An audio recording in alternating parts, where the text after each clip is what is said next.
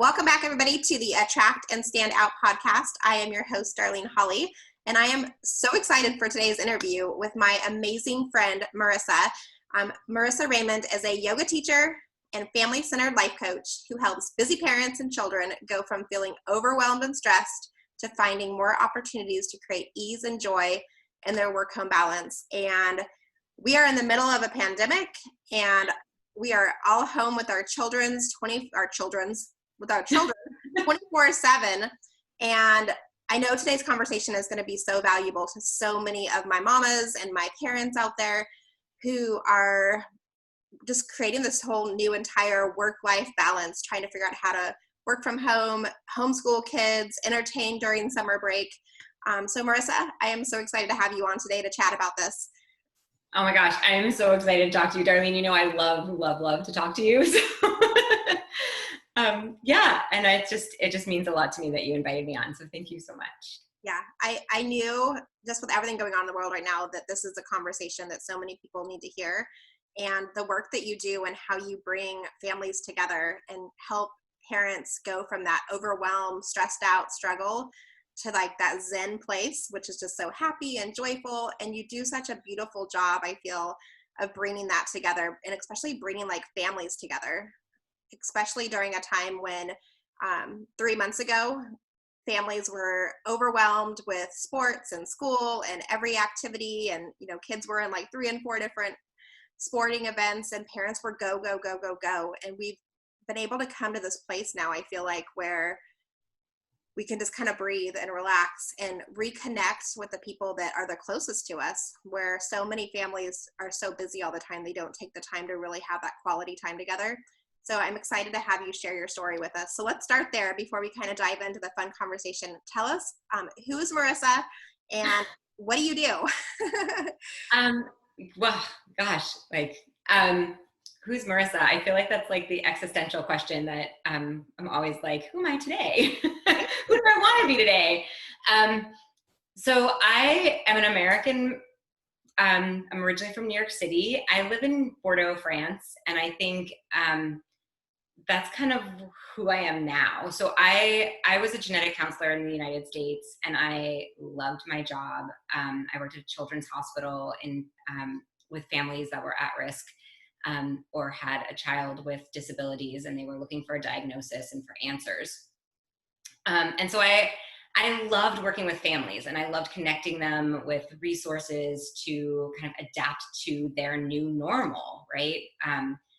And when my husband, who's an astronomer, got a job in France, it was also like, okay, like, we'll just try that out. Like, it can't, like, who can say no to like moving to France? Right? Like, let's go try that out. We'll see. Like, I'm sure I'll find a job. And if any of your of the people who are listening have like immigrated or have gone to live in another country, you might know, or if you've followed stories of immigrants, like you move to another country and your like education kind of just gets left behind. So we showed up in France and they were like, oh no, like you have an American diploma doing something really special, like specific. You can't do that here. Like you need to go get a French diploma. And I had a 2-year-old at the time. It was one of the reasons we moved, was I was like, my entire salary was going to pay for his childcare, right? So, you know, it was sort of like, okay, like these roadblocks are getting put up for me. What am I going to do? How am I going to adapt? And my thought was, I will be a stay-at-home mom for a little bit until we decide to go back to the States. We sort of had this like 3-year plan, because in academia things sort of happen in 3 years, 2 to 4 years. So I was like, yeah, I'll do that. Like, I love kids. I love my kid. How hard can it be, right? Right. And it was really freaking hard. It was really hard. It was hard because I didn't have a community that I could turn to locally for support or even like childcare. I didn't have friends here that I could meet at the park. I didn't speak the language really well, so I would take my son to the supermarket and then like be like, how do you say watermelon? He wants watermelon. I don't know how he said, like, where do I find this? Like, really just felt like out of control and lost. And then of course, like dealing with a 2-year-old who's just like, has his own personality and his own thoughts and beliefs and doesn't understand why you don't understand what his thoughts and beliefs Yeah. are. So I quickly learned that that was not, that I needed some, like, I needed to go back to work and I needed to figure out what that was going to look like. And so I, again, like just sort of had to experiment, try a lot of things and push myself outside of my comfort zone. And then I had I had a miscarriage and then I had another child here, and trying to navigate the medical system, again, having come from a background in medical. So I knew how things should work, but it's not how it worked here. I ended up burning out, which is sort of the long story, the short version of the story. Really significant burnout, to the point where the doctor was like, I'm giving you this medication, and if this medication doesn't work, I had physical symptoms. I physically could not eat because I just got sick, really bad reflux. And she's like, if this doesn't work and you don't eat, we're going to have to hospitalize you. And fortunately the medication worked, but it was like this wake up call. Like, I know, like I practiced yoga in the United States. Like self-care, like I know self-care, like why am I not holding myself to it here? And that was really the wake up call. And so I started getting back slowly into taking care of myself. And slowly, I mean, it's taken time. We've now been in France for 11 years. Finally kind of starting to figure out what I can do and to shine my light, and to create a business that feels aligned with me, instead of like experimenting and trying the things and that like people were telling me I could do, doing the things that I want to do. And so I've started working using my skills as a genetic counselor. So bringing coaching in and starting to work with parents who are dealing with that overwhelm and that stress, and how do I do it all? How do I juggle all these balls and still stay sane? And then also like practicing yoga helped me get back physically to where I needed to be. But until I took my philosophy, which is find the fun, it's a Mary Poppins philosophy, right? Find the fun and the job becomes a game. Until I implemented that in yoga, which came about by doing yoga with my children, I really struggled to show up regularly in yoga. And so I was like, well, look at this. Like, I have fun teaching yoga to my children. Maybe I should go learn how to be a yoga teacher for children. So now I get to combine both of those things, working with children, working parents and children together in my yoga classes, and then coaching the parents and the families to connect more and to find the fun, and to recognize that how to connect with their uniqueness. That's where my genetic counseling comes in. When we can connect with what makes us unique, like we are all genetically unique and we all have these unique experiences, then we get to show up as parents and in a way that's true for us. That's not, again, that should, like what should I be doing as a parent? And then we get to model that for our children, and we get to treat our children as unique beings instead of trying to create mini-me's, or like make them be all the things that you don't want to be, that you feel like you are. So that's who I am in like not 5 words or less. I so love that you bring in that uniqueness and talk about that, how each of us are so unique. I use that obviously in my business. Like when you're growing a business, you can stand out and attract by sharing your unique story and like just showing up and being you. But I think like what you just had said, so many parents try to live their life through their children or have their mistakes not happen again through their children. And we put all these expectations on our kids. And that's not what they're supposed to be doing. Like they need to create their own path and their own destiny, and we can't do that for them. So I love that you help parents kind of pull that back a little bit, because like I see it all the time. I see it even with myself sometimes, like where I'm like, you should do this. And I'm like, well, wait a minute, is that my dream? Is that my goal? Or is that actually what you want? Yeah. I mean, I think that's totally it. I think when I started to notice when I was doing the personal development work, how many of my patterns mirrored what I grew up in. which I had fought for years. Like I had tried so hard, you know, my parents were great and they did what they could. They had their own emotional wounds and their own pasts that, you know, baggage that they carried with them into parenting.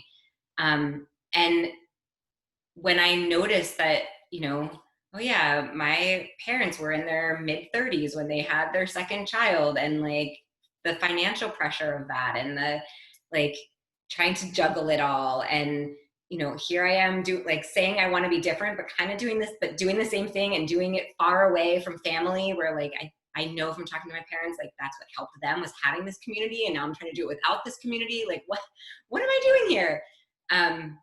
It really was this, again, like another part of the wake up call was I get to break this cycle. I get to rewrite my story. I get to create the life I want to create. And I don't have to repeat what I saw, which, you know, we're going to mess our kids up. Like we're going to make mistakes, and we're going to sometimes make really, really bad mistakes that is going to cause baggage in our children as they grow up.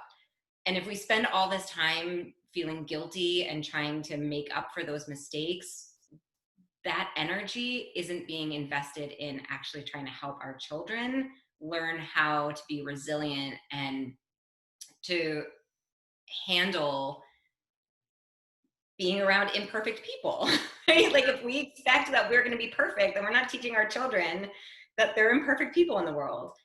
And so it was this huge weight that got lifted off my shoulders. Like, I don't have to be, I still struggle with perfectionism. I call myself a recovering perfectionist. Brene Brown's been, I read her books like voraciously. And like, I notice it now, like, oh, there's that perfectionist story coming up, and I don't have to follow her like down. I don't have to follow perfectionist Marisa down, like, I don't have to let her lead. Yeah. And I notice a huge change in my children, a huge change. As I've started growing, as I've been able to communicate more, as I've started showing up from that place of letting them make their own decisions and their own mistakes, and embracing them. And they're so much happier and so much more resilient, and they communicate more with me. Like, they want to spend time with me. They're 12 and 9 now. Like, I know this is not going to last forever, but I feel super grateful that my 12-year-old still wants to talk to me and tell me about his day. And I know it's because I've created this with my husband, this environment where they feel that they get to have fun and notice and mess up and not be perfect all the time. Yeah, I so love that.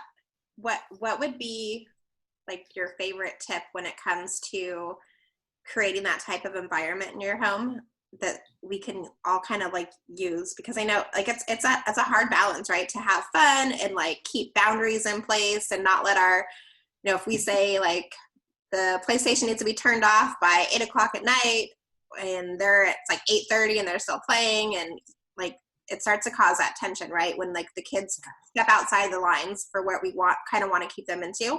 So how do we keep it fun, but keep like those boundaries in place as well?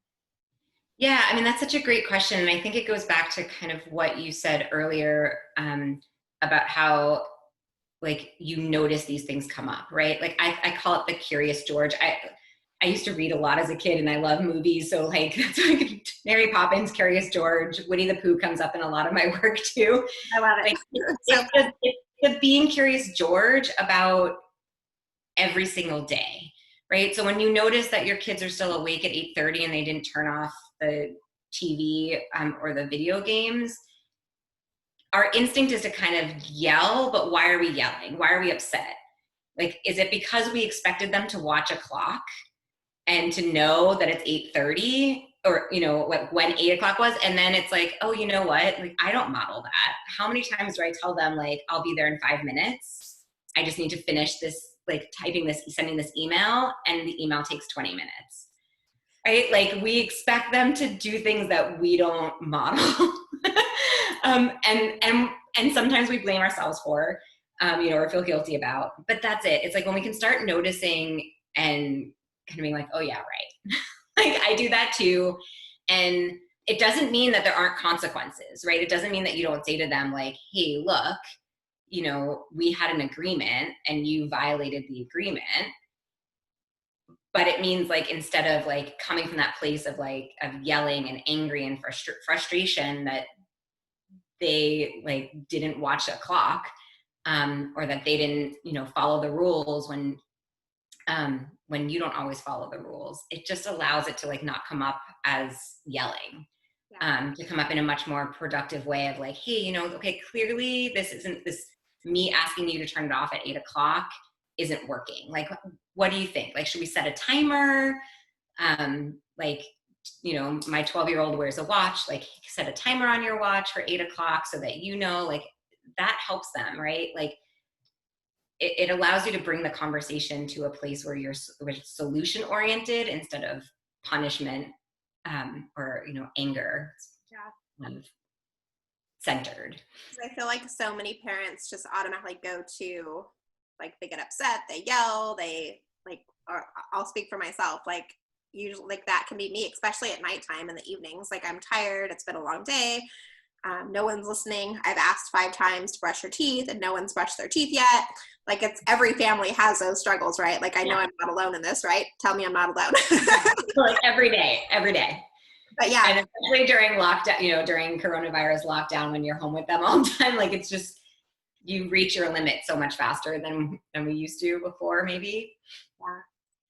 What are some of the ways that you, as your with your business, then that you've kind of structured your business to come in and help parents to make these changes and to get them to kind of reflect and realize what's happening? Because when you were talking a minute ago, the phrase "do as I say, not as I do" popped up for me, and I know a lot of people struggle with this, especially as parents. Like, we set these guidelines and boundaries, and we put all these things in place, and it's hard to follow through with it sometimes. So what are some of the ways that you work with your clients to help them catch this before they start to have the, like, the yelling and like the upsetness with their kids, so that they can make changes? Yeah, I mean, that's such a great question. And I think, you know, I totally get it. And like, I am not perfect. Like, I definitely today, just as an example, this morning, we I had to be at work at 9 o'clock. And at 8:45, the kids came downstairs and they were like, hey, you know, they're on summer break already. And they were like, hey, mom, we've decided we're going to go play baseball. So we need the car. So we're going to drive you to work and drop you off. And I was like, I have to be at work in 15 minutes. Like, I'm leaving in 5 minutes. You just came downstairs and you're informing me of this. Like, okay, like, then we need to leave that. Like, you've completely just changed my idea of what the next 10 minutes of my life is going to, 15 minutes of my life is going to be like. And I, you know, and then they went to like get themselves breakfast and my husband started making coffee and I was like, what are you doing? Like, this was not the plan. So it's not like I'm hurt, you know, like this never happens. It's not like I never lose my shit. Um, and the very first thing I think is, again, it's just being like, just noticing. It's noticing what the triggers are. So for me, you know, I did yell and then I'm sitting in the car with them and I was like, okay, I'm still angry about this. Like, I'm not going to lie to you. I'm still angry. Like, I'm late for work now and it's because of you. And I could say it in a calmer way. Like, I wasn't yelling. But I was able I took that time in the car where I was like kind of steaming, Yeah. and I was able to say, right, I'm still steaming and I'm going to tell you. I'm not going to stay quiet about it, which I think a lot of, especially moms, but dads too, like, we just get to this place where we're like, I'm not supposed to say this and I'm not supposed to say it in front of my children. And so being honest and open and communicating is the first thing. Like, what do you want to say that you're not saying? And I think maybe even the step before that, so really the very first step that I do with my clients is we talk about your values.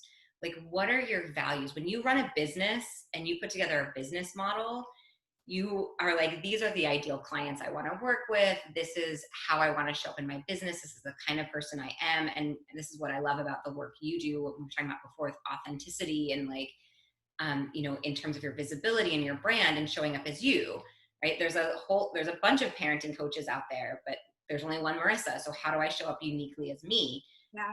It's the same thing. Like, you do it for your business. Let's do it for your family. Like, who do you want to be as a parent? Who do you want to be as a partner? Who do you want to be as a person in this relationship? And once you know, like, sort of those core values, then like it becomes easier to notice when you start yelling. Like, okay, I don't want to be that parent who yells. Why am I yelling? Oh, I'm yelling because, like you said earlier, like, I told you 5 times and you're not listening to me. So I don't feel heard. So let me like be heard and say like, hey, you guys, I said this 5 times and you didn't hear me. And it makes it easier to then go into solution, mode. Like, what do we need to do so you can hear me next time? I'm all about timers with my kids because it seems to be working right now. Like I said, my son has this watch and he's all about setting the timer. So I'm like, do we need to set a timer for brushing your teeth too? Like, or for reading? Like, what do we need to do? Yeah. But I think it all really does come down to like, we spend 9 months during our pregnancy imagining what life is going to be like as a parent, right? And with your second child or like third child, fourth child, how many children you have, like with each subsequent pregnancy, you still, even if you know what it's like to be a parent, you still spend this 9 months like imagining what it's going to be like to be like a parent of this child. But it's all these expectations. And so when the child comes out without a manual, without children, when the child comes out without the manual, without instructions, you don't know their personality yet, all those expectations, you're still carrying them as baggage going into that relationship. When we're able to take that step back, like we do in our business, and like see the bigger picture, it becomes much easier to find the solution instead of like showing up from that place of, you're not listening, you're not like meeting my expectations. Like, I thought I was going to get to drive myself like quietly and like listen to my music in the car peacefully with my coffee in hand. It fundamentally comes down to that. And I would add like, and this message has been coming up for me a lot lately in books that I've read, but also for myself. Like, we all want to feel worthy. We all want to feel heard. We all want to feel seen. We all want to know we matter. And I think what's happening a lot with being home with our children longer than we had anticipated, it's shifting. Like, before, you could come home or kids came home from school and sports at like 6, 7 o'clock, you could have dinner and then they went to bed. You only had to have a short period of time where you weren't heard or seen. And now it's like this whole period, this whole long day of like, you're not listening to me. And so our threshold's lower. But yeah, just connecting with that, like, oh, right. Like, I just want to know I matter. And my kids just want to know they matter. So if I tell them they matter, they're going to tell me I matter, because I'm like, they're going to show that there's this reciprocity. And I'm going to learn that I matter for myself. I'm going to do the hard work.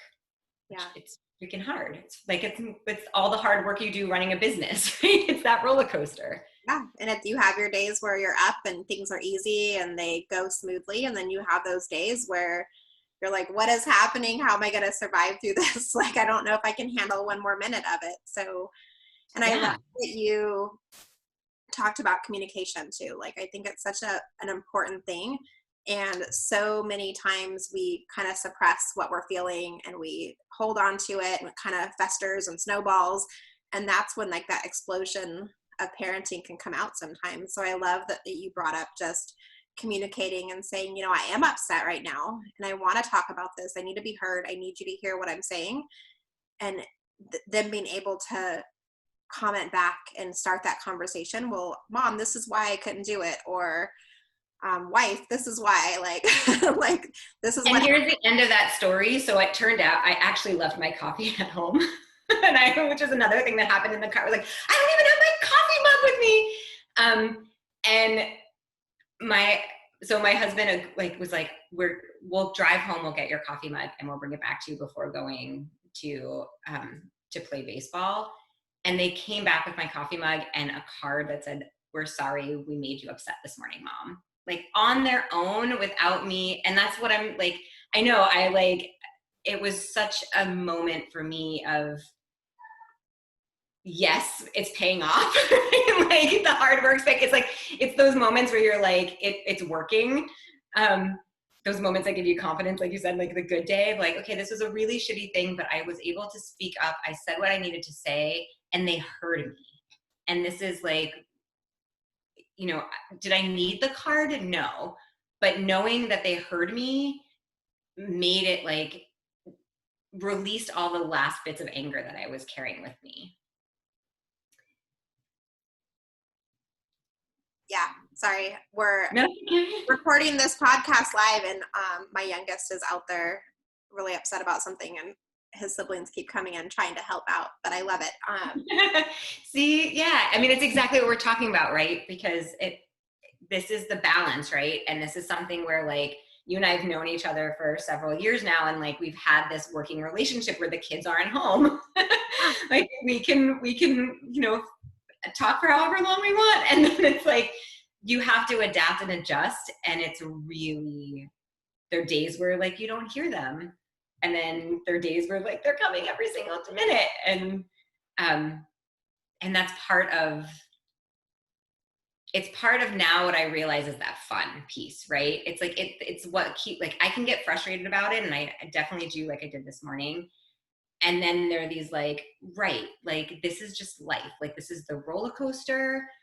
This is like the bad moment. This is like the hanging out with, like trying to balance these things. And it's going to be okay.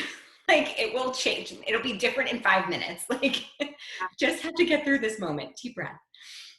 And I love too, like you mentioned, like they brought you a card today to say like, I'm so sorry, like we love you. And those are the moments I know as a mom for me when like it all comes together. You're like, it's so worth it. Like, yeah, days are hard and you can have those struggles, but when they come back and they're like, you see that you're raising these amazing little human beings who have like huge hearts and they want to do good for you and for the world. And they just show up and like, I don't know. I just think it's cool that they brought that to you. And like, it set a statement, right? Like it could have been an ugly yell out match. And instead it was like this beautiful transformation of them apologizing and coming back and saying like, I still love you. Yeah. And I think that's where like it's like coming back to those core values, right? Like a core value for me is being connected. And so it's something that like if I've yelled at my kids or done something that I feel is out of alignment with who I want to be, like this morning, like I will say like, I'm angry or I'm sorry I got angry. I'm sorry I yelled. I was angry because, right? Like emotions are normal. We all get to have emotions, and good emotions, bad emotions, they all serve a purpose. How we react is we have more control over, right? And sometimes we react from that place of instinct, from that place of defensiveness, and it's not aligned with our core value, but it's what we did. So I never say to my kids, or I'm not going to say never. I try never to say to my children, I'm sorry I yelled at you, but you were driving me crazy, or but, right? Like, because as soon as you say that, but you've negated the apology. And I do it. Like, I'm trying to get better at saying and instead of but. What I notice is that, again, the more I show up and the more I do it that way and align with my values, the more I'm creating that space for them to do it as well. Before, and it's part of the reason why we burn out, right? Whether you're burning out because of your business or burning out at home, it's because we're trying to control all these things that we've been told we need to control. Like you can't express your emotions.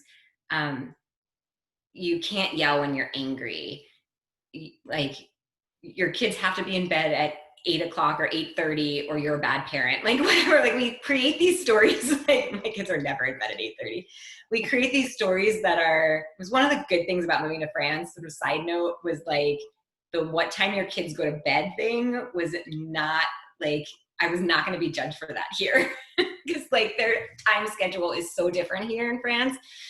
So, but I definitely had that story growing, like when Owen was born in the US, it's like, oh my gosh, like if he doesn't get his 13 hours of sleep, like they're going to know at daycare tomorrow and they're going to judge me for like not putting him to bed at 7 o'clock. Like those things that you carry with you, and then you feel bad about it. And that's the energy that you're putting out into the world, and that you're putting out to your kids, and kids feel it, whether they know how to express it, whether they know how to handle, like they feel it. Like I can be upset and my kids know.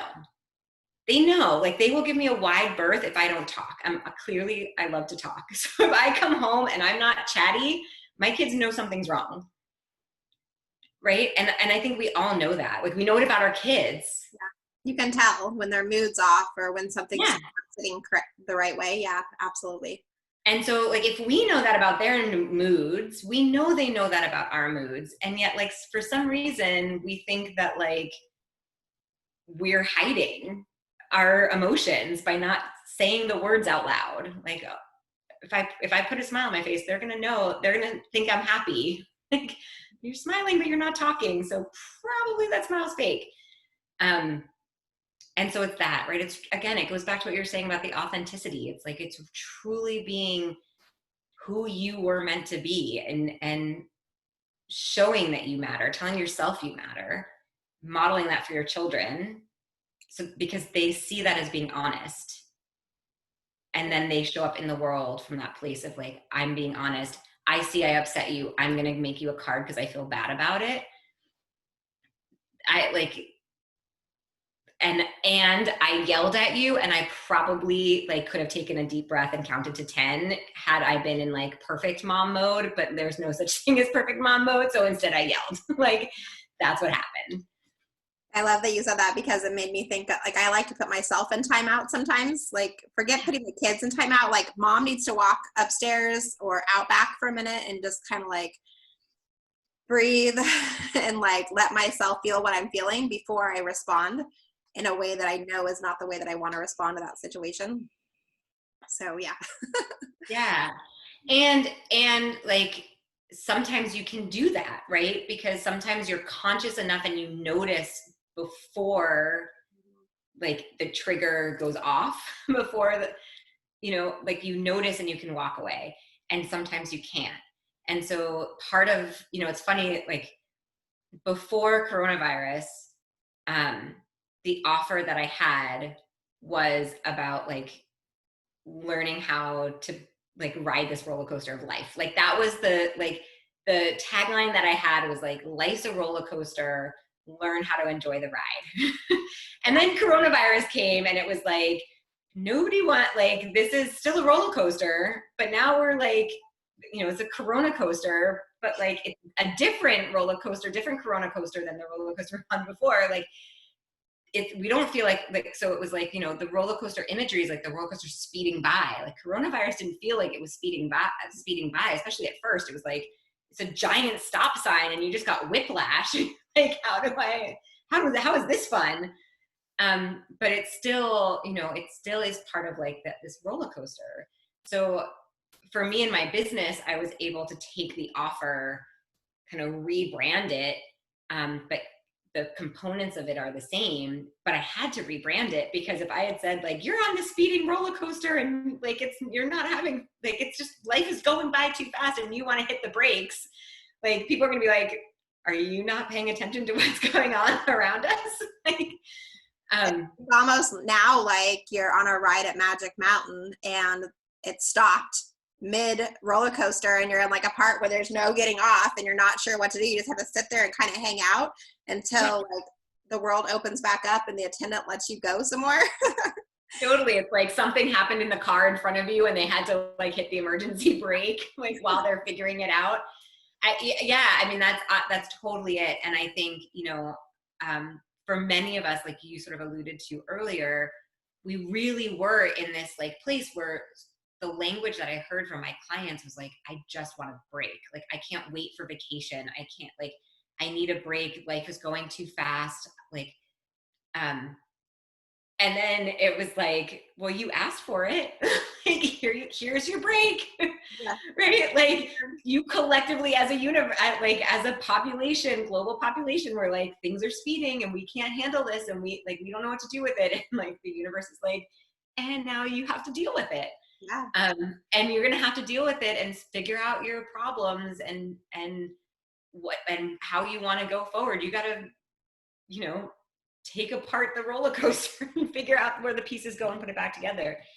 And so, again, that's part of the way where I now am at a place where I can laugh about it to a certain extent. And that's not to negate, the horrors that are happening and the devastation. There are these moments where I have to laugh and just be like, okay, like this, like we asked to slow down. Yeah. And now the pendulum has swung over here. And now like how fascinating and interesting, and like we actually do have this ability now to figure out where do we really want to be and where do we want to live, because at some point we're going to reopen.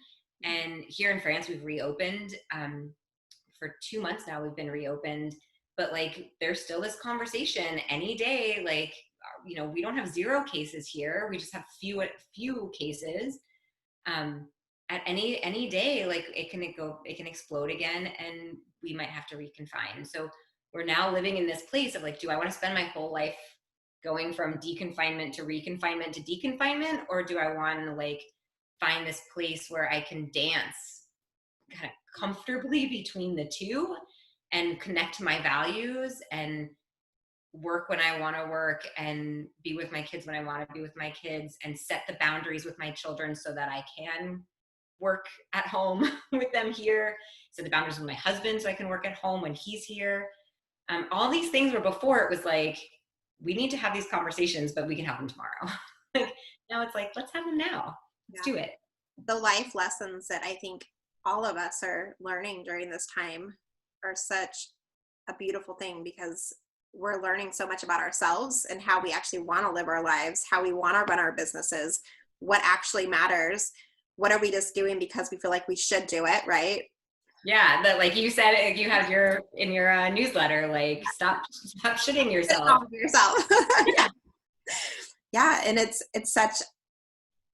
a unique experience that I don't feel like some of the generations before us were able to even experience. Like our world has kept speeding up and speeding up and speeding up, and now we're in a place where we can really identify what's important, do the things that matter to us, and stop doing all the fluff and the extra that we feel like we need to do or we should be doing, and just focus in on like the bare minimum necessities of what we need. And that relationship with our children and with our spouses and our family, and growing a business that feels really good to us, so can all kind of come together at this point, versus feeling like you have to keep going at this like high energy space.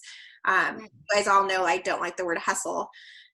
Like the word hustle like gives my body like convulsions, like it stops everything. It feels gross and icky, and it's all about like finding ease in what we're doing and how we're showing up in every area of our life, not just our business, but with our families and our friends and the extracurricular activities we choose to do, like doing it in a way that feels good and not burning ourselves out and being overwhelmed and stressed. So I love the work that you do, that you kind of help families find that balance for themselves, and they don't have to be on that wild roller coaster ride where there's no driver. Like they can actually be in control and drive it.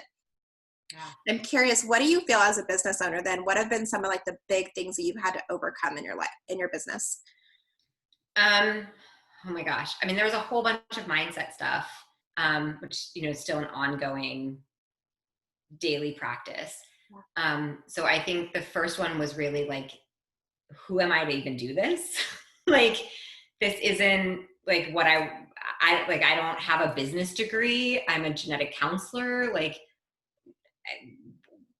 who am I to do this? Right? Like, that was a big one. And I think in terms of like sort of on a practical day to day, absolutely for me, a big part was, and still is something that I have to like be very conscious of is my routine.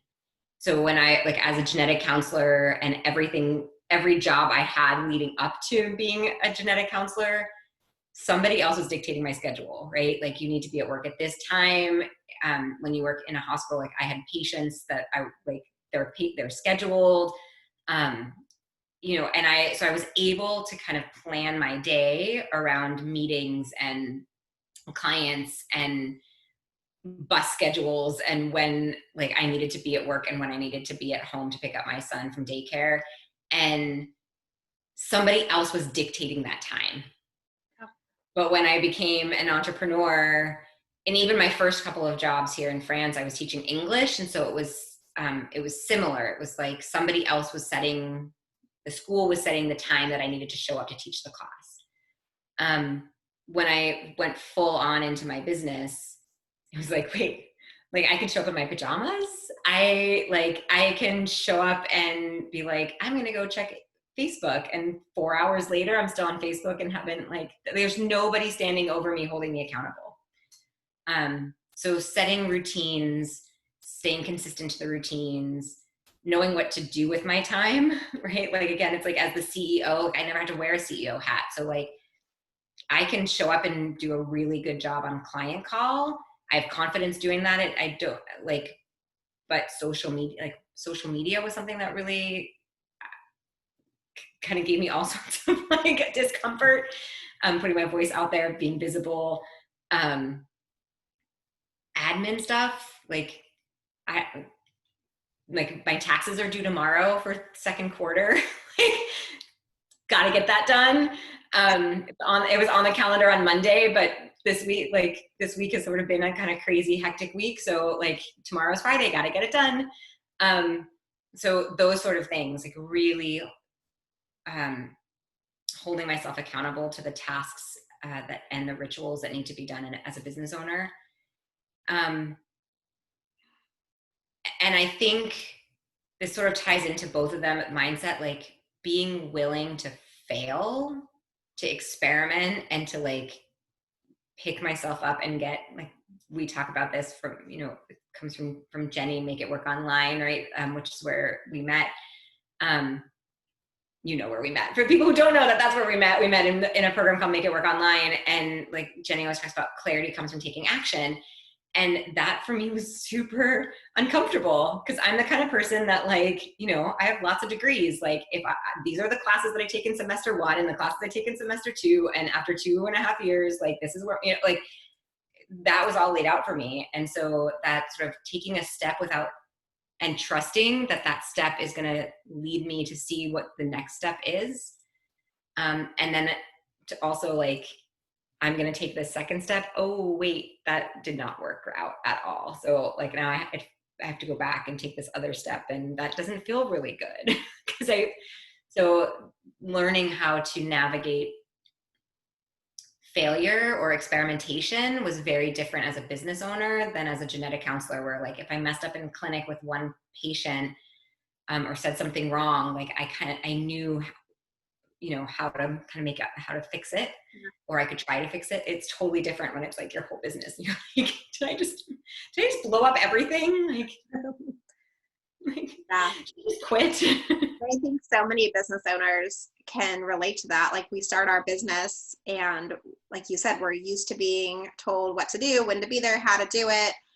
And all of a sudden, like, we have to make our own schedule, and we're like, well, wait a minute, who's going to tell me what I need to, like, sit down and, do this for marketing, and I need to spend this much time connecting with alliance partners, and I want to be interviewed on podcasts. Like, so when am I going to find time to, like, reach out to those people? Like, we don't have that structure. Yeah. Like, how many hours did you spend? I know we've talked about this, like, procrastinating with your website, right? Yeah. Like, oh, my website's not perfect, so I can't put myself out there. But I don't really know how to make my website perfect, because this image I have of my website is based on the should, like somebody else's website, and I'm not that person, and I don't know how to do that. Like, and you're just like, and then you go down the rabbit hole of plugins and like all, and you're just like, I don't. Yeah. Yeah, and I think even stopping, right? And this comes to, like, especially when you're when you have, like, if you're married or you have if you have children, it is so easy to work 80 hours on your business, if like, because there's always more to do. And so, like, you know, on top of like, what am I going to spend my day doing? Like, when am I going to stop? Like, when's enough enough? What's enough to do today? And I love, that's one of the things I've learned from you, like, you know, really setting like these small tasks, these goals, like breaking the goals down into smaller tasks and being like, this will be a win. Like, if I get this done this week is a win. If I get this done today is a win. Like, instead of being like, I need to be making $1 million and I haven't even like put my website out there. Yeah. And it's showing that you have to do the work, you have to take the steps, you have to do the things that matter. And it doesn't have to be an 80-hour work week. We have, like, so often, most of the people I talk to, like, we're doing tons of things that are not even activities that are going to get us business or going to help us grow our business. It's just that busy work that we're doing that it makes us feel good because we're like, oh, I worked, you know, a full 8 hours in my office today. And when you sit back and look at your schedule, you're like, well, I didn't do anything that was actually productive or that was going to be a lead generator for me and my business. And that's why I'm so big on like scheduling it out. Like, if you have to have 10 hours of marketing on your schedule, how are you going to market your business this week? Because if you don't get really clear and specific on what you're going to do, you'll do everything but. You'll be like, oh, I should look at my finances again. I should clear out my business cards that I have from that last networking event, or I should organize the pantry, anything, right? To avoid doing like the hard work, which is marketing your business. And that's where your business grows from. That's when you get to actually live the life that you want. When you don't have a hobby, you have an actual business that's income producing and able to help you make an impact in the world and give back in all the ways that we want to. And I love what came up for me when you said that about like scheduling in the 10 hours of marketing, is we never do that with our family, right? Like, so it's another way of where we sort of the way when we connect with our values, what we find is that the values that we have in how we show up in our business are often the values we have in how we show up in the world and how we show up in our family, right? Like, you don't have a completely different set of values in your business than you have in your personal life. So if you're setting those boundaries for yourself around work time in your business, like, this is my marketing time and I'm going to hold myself accountable to this. Are you doing that in your life? And I don't mean like, I'm going to spend 10 hours with my kids at like 2 hours a day, right? But am I setting those boundaries with my children and being fully present with them when I'm there? Or am I like on my cell phone, you know, on Facebook while I'm like, they want me to be playing a board game and with this kid and I told this kid I'm helping him with his homework, and you're actually doing 3 things and none of them well. And that's when the kids start acting up, and that's, you know, because they know you're not paying attention. Like, they're smart, they're not dumb. They're like, you said you're going to pay attention to me and you're not paying attention.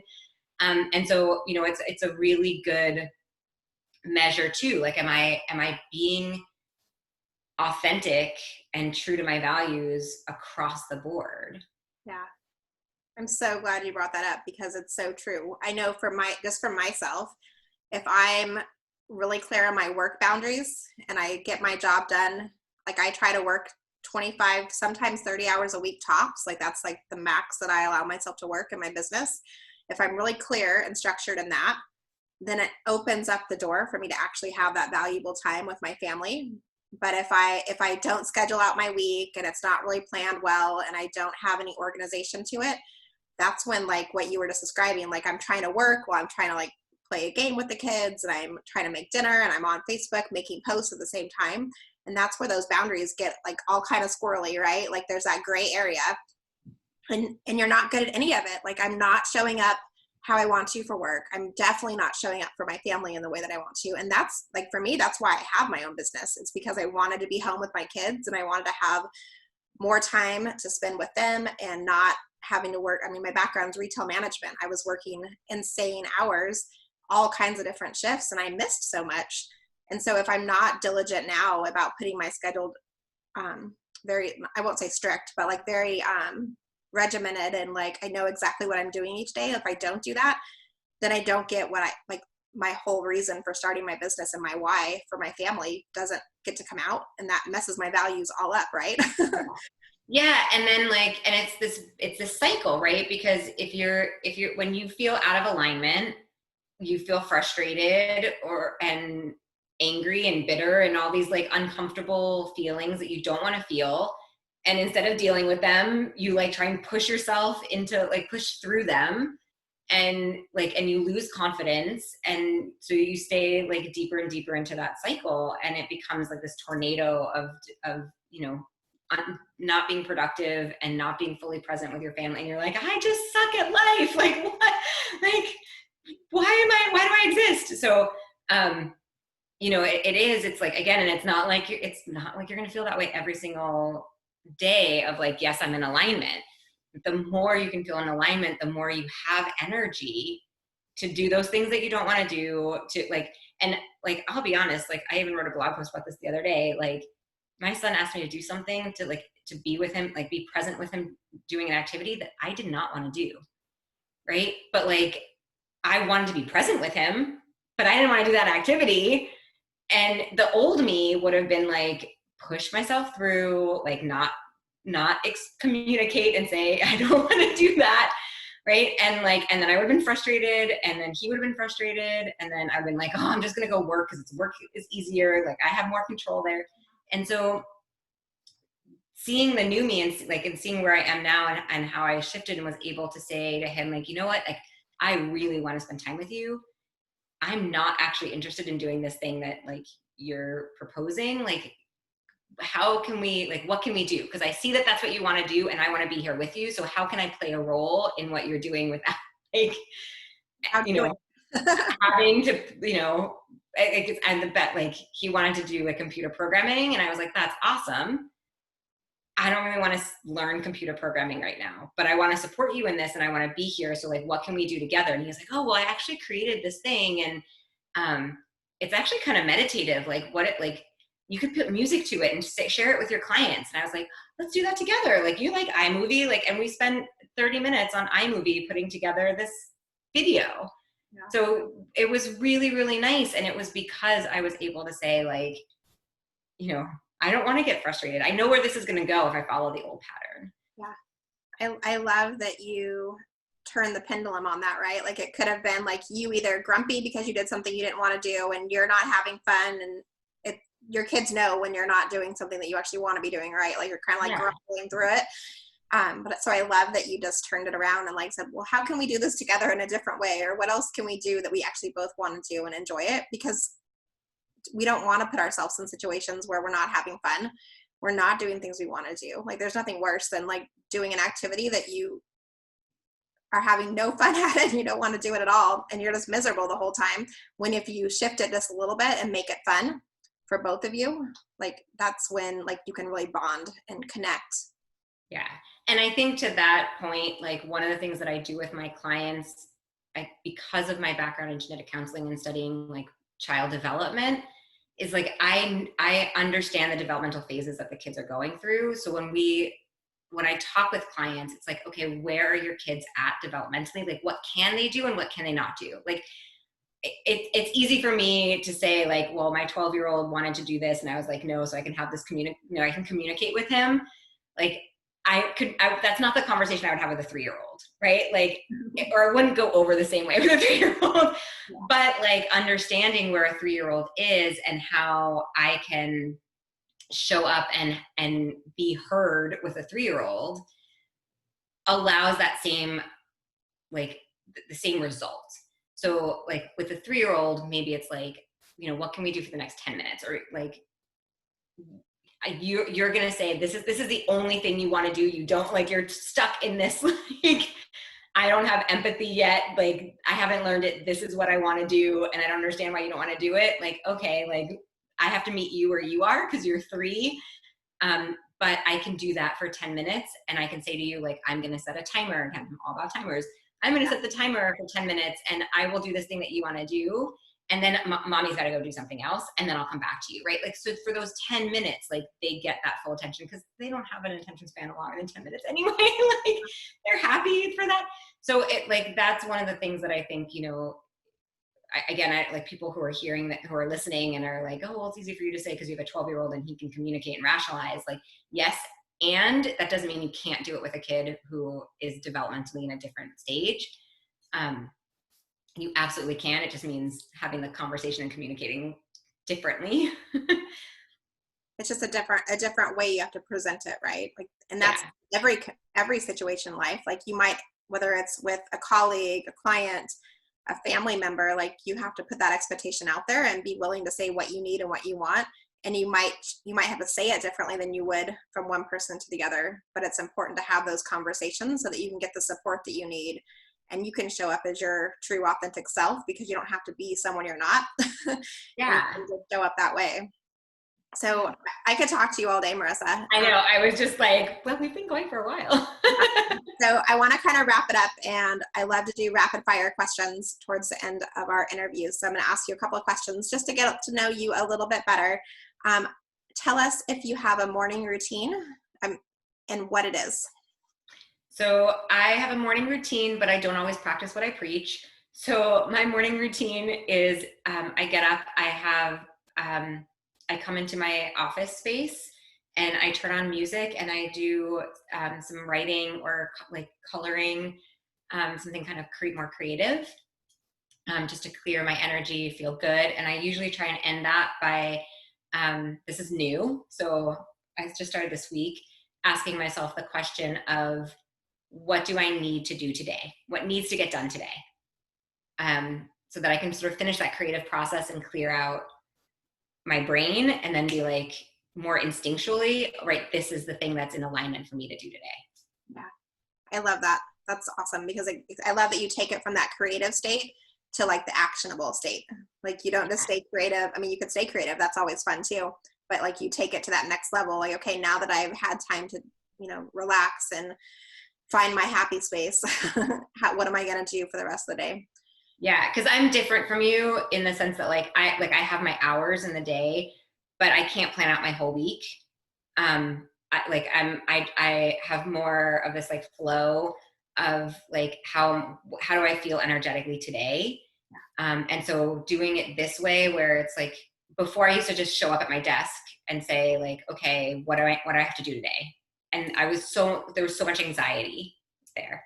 Yeah. Around like, I don't know, and what if I pick wrong? And so that being creative first, and like, somebody was telling me to dance. I have a trampoline, so I might do trampolining instead of writing, but like something creative where get out of my head, then the answer just comes so much more easily.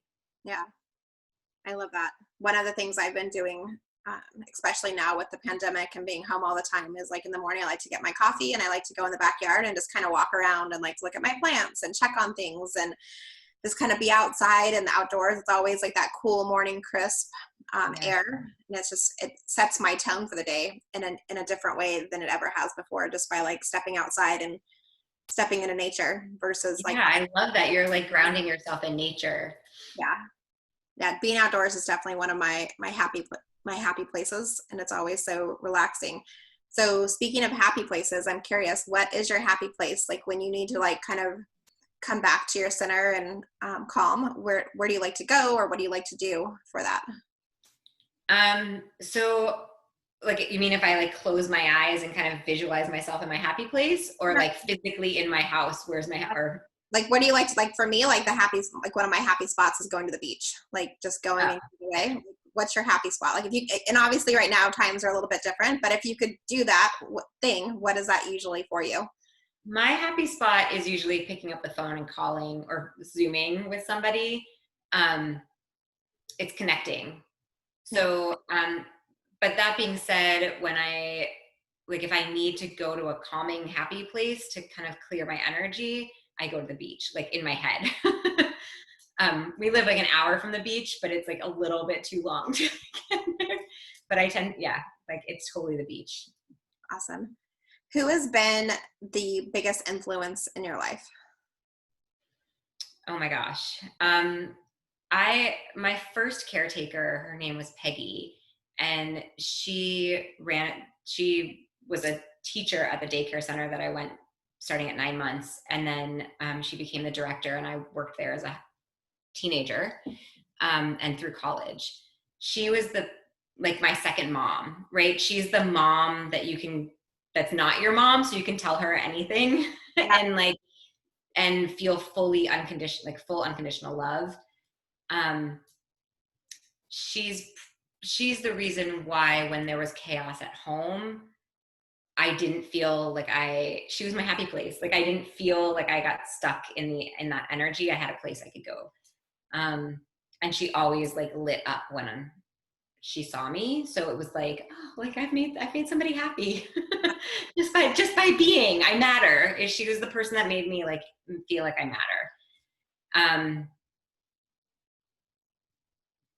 Yeah, massive influence in my life for that. Like just watching her with children. What she said to me when I was a teenager, she used to talk, or I heard her say that discipline comes from the word disciple. So it's not about spanking or yelling, it's about teaching. And that has always been, I've always held that dear. And even before I had kids, like it was, like I would share that with clients when I had kids. It's the model I try and live by. That the ultimate goal is to teach and to lead and not to punish and demean.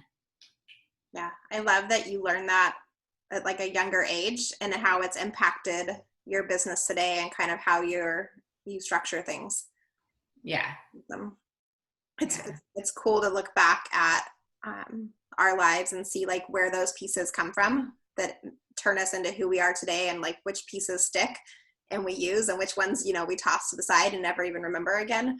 So I love when there's like those special people in our lives who make that big influence and big impact, and it like has its own legacy in its own way that just continues to carry on. Yeah. Great. And my last question for you is, if you could travel anywhere, where would you go? That's such a good question. This is my genetic counselor. The Galapagos Islands for me has always like just been a place I've wanted to go. And it's never felt out of reach. It's always felt doable. So it's like number one on my bucket list, the Galapagos Islands. Probably should get there quickly because it's probably not going to be there for that much longer.